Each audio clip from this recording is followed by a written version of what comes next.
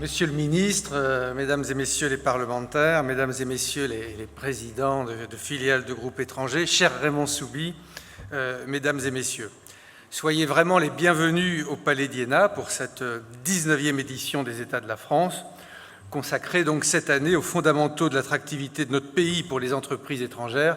Ça vient d'être rappelé dans un moment politique tout à fait particulier, post-dissolution.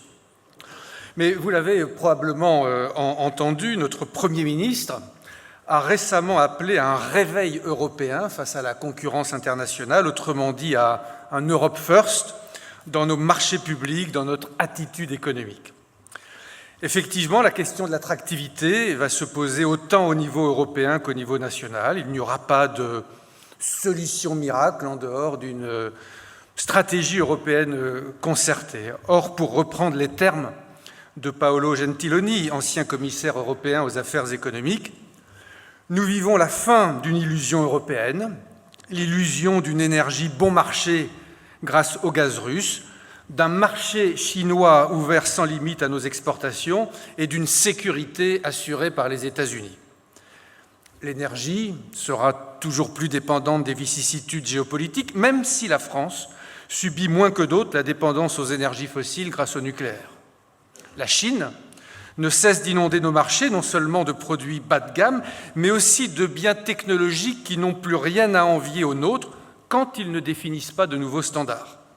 Enfin, le repli économique et stratégique annoncé des États-Unis nous condamne à consacrer à notre défense ces quelques points de PIB que nous avions longtemps pu économiser sous le parapluie américain, qui plus est en temps de paix. S'interroger sur l'attractivité de la France, c'est donc s'interroger sur l'attractivité de l'Europe, prise entre ces deux géants que sont les États-Unis et la Chine, dans un regain spectaculaire de l'unilatéralisme et du protectionnisme. Il nous faut défendre nos intérêts et réaffirmer de multiples souverainetés.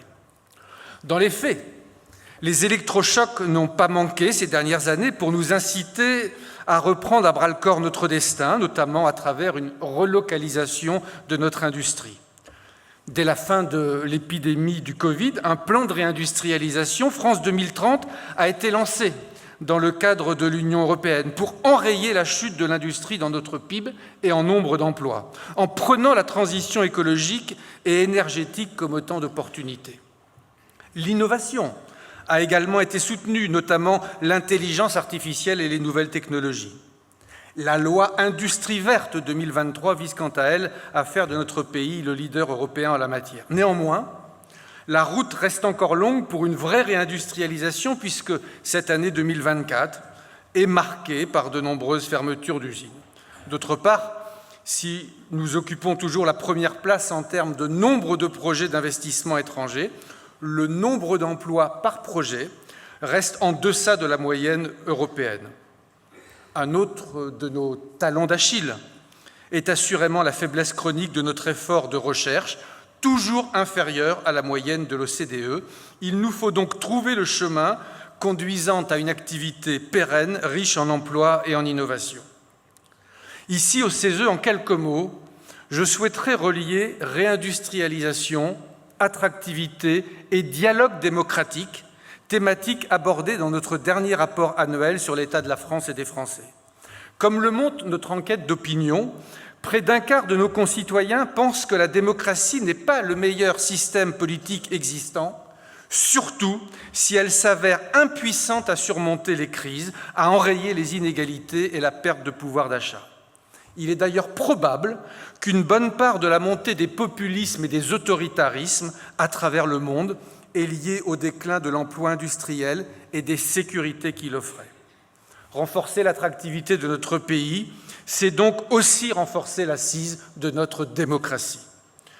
Je conclurai en rappelant que l'attractivité d'un pays se mesure également à la qualité de ses services publics, à la valorisation des métiers de service à la personne, qui sont aussi les métiers de demain dans une société à la fois vieillissante et toujours plus éduquée.